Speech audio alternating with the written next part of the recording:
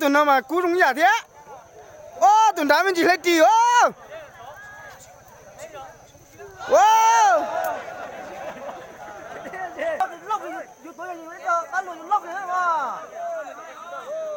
Ô, tụi nó lấy tì ô. Tôi đến luôn đấy rồi à. Lóc cái luôn. Vô. Vô.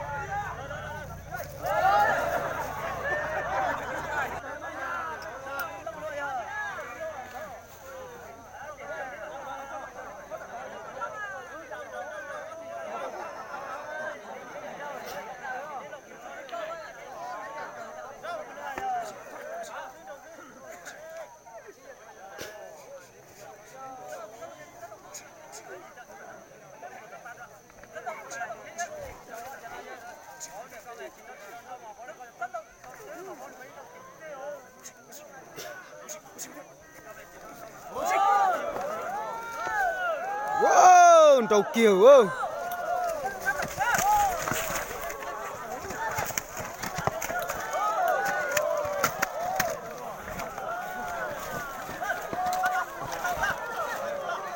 Wow, hai tỷ tiểu không?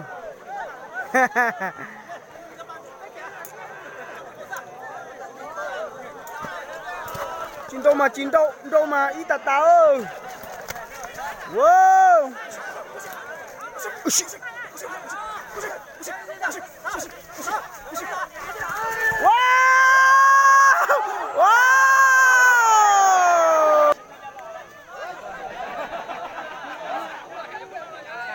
Kéo chị nó ra.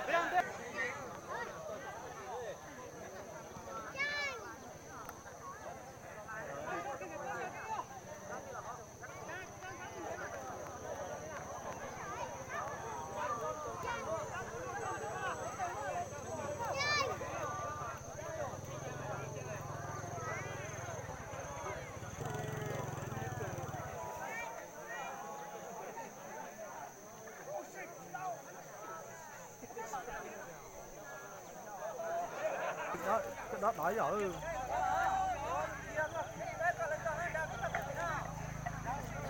Cái gì?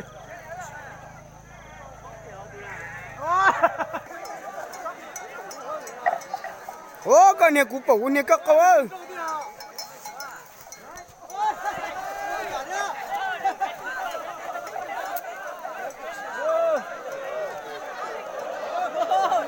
Wow.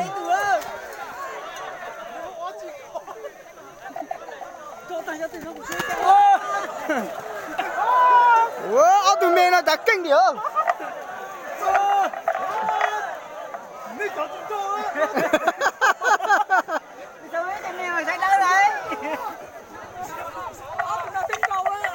Wow, nó thì là xin chào quá. Nè sáng mà sáng từ trong bán rồi. Dạ. Không thì có cha có tụi mình mà cũng là cha có này tôi mà quên rau. Nói như tụi nó mà hủ của tụi về để nó vậy. Anh nhớ có tối về mà có tụi cũng thấy tụi có tụi nó thế. Nhất là có. Dia của nó xía. Dạ, đi cũng xét đi. Không thế.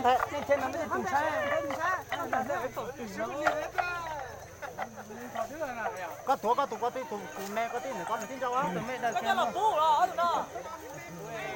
Chắc bị chán rồi nó cái mà tôi đi. Dạ. Tôi nè. Hả? Nó cái chán đâu phí đó. Sao tao quay cái ta? nó nhớ tao cái tao đó. nhá tí Ôi nhá là chủ hành không mấy. thắt cho tụi mẹ mua thắt cho tụi mẹ mua cái lọ Mày này. Mày tin tao đi. Mày nói cho mình vô cái tao á.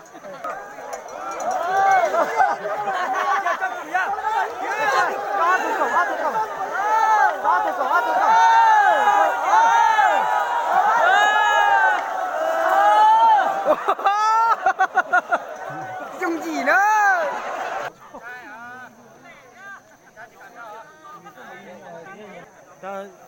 cho bé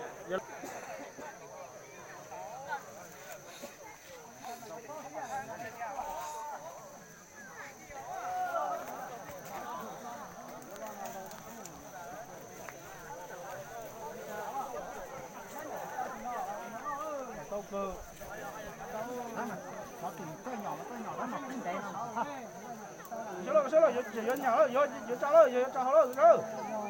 Lơ lơ. Nó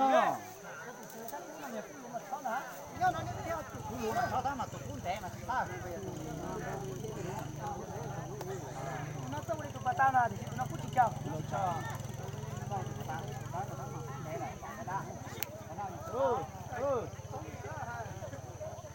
Lại đi lấy, tụi nó qua nào.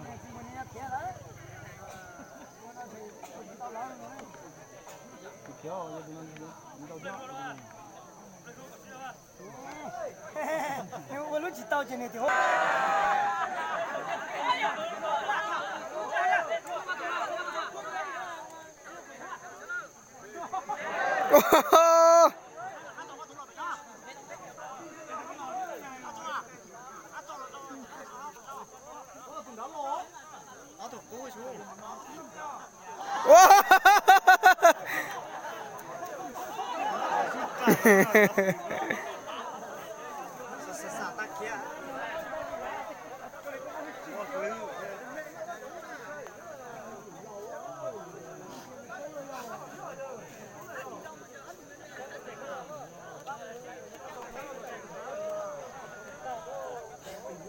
Ôi nhìn đánh xe này đánh được đâu này tao nói chuyện đâu rồi? Hay đi này không nó nè.